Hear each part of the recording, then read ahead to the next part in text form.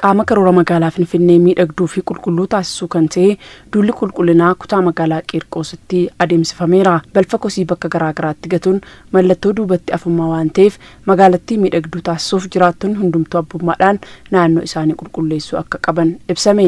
Jiraattonni magaalichaa hojiirra oolmaa qajeelfama bulchiinsa magaalichaa akkaataa balfa itti dhabamsiisan irratti fudhatuufis gahee isaanii akka baatan dubbataniiru.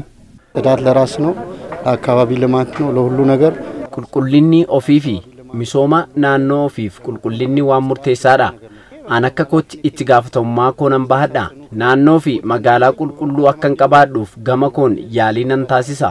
ማንም ሰው መተላለፍ የለበትም። ማንም ሰው ቆሻሻ ሲጥል ያየ ሰው eenyuyyuu yeroo balfa kosii bakka argetti gatu dhiisee darbuun qabu. Ebeluun beeka jennee kan bira darbinu osoo hin taane namni kun jalqaba gorfamuu qaba. Dinnaan garuu adabamuu qaba. Bakka kanatti hin gatamu kan jedhamu guyyaa 2 caaluu hin qabu jedheen amana. አጋልጬ የምሰጠው እኔ አንደኛ ነኝ ብዬ ወስዳለሁ። አን ደበርሴ ከኑ እረቲ tokkoffaadha jedheen fudhadha.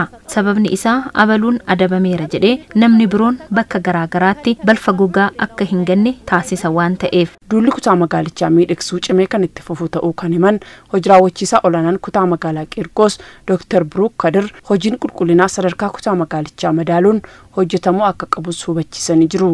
በፊት ለፊት ያለች ክፍለ ከተማ ናት። ኢነር ሲቲ ነች።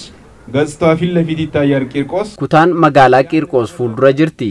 Fuulleetti mul'ata.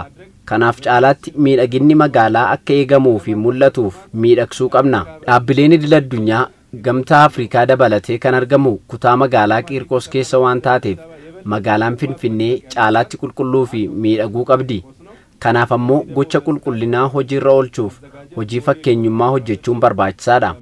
Magaalaa fi biyya qulqulluu taate ijaaruuf dhabamsiisa balfa kosii irratti koreen hundaa'u kan ibsan itti aanaan daayirektara olaanaa ejensii qulqullina magaalaa Finfinnee obbo Saadiq Shukur namoota balfa kosii bakka garaagaraatti gatan irratti tarkaanfiin adabbii fudhatamu eegalus himaniiru. ግብረ ኃይል ተቋቁሟል። ከከተማ እስከ ብሎክ ድረስ በሁሉም አካባቢዎች ተቋቁሟል። sadarkaa magaalaarraa hanga bilookiitti koreen dhaabbateera. Koreen kun amma hojiin inni hojjechaa jiru balfa kosii gogaa seeraan ala naannoo kamirratti gatamaa jira jedhanii hojii bakka adda baasuu hojjetaa jiru. Kana qofa osoo hin taane namoota balfa kosii bakka garaagaraatti gatan adda baasuun hojjechuun tarkaanfiin adabbii irratti fudhatama.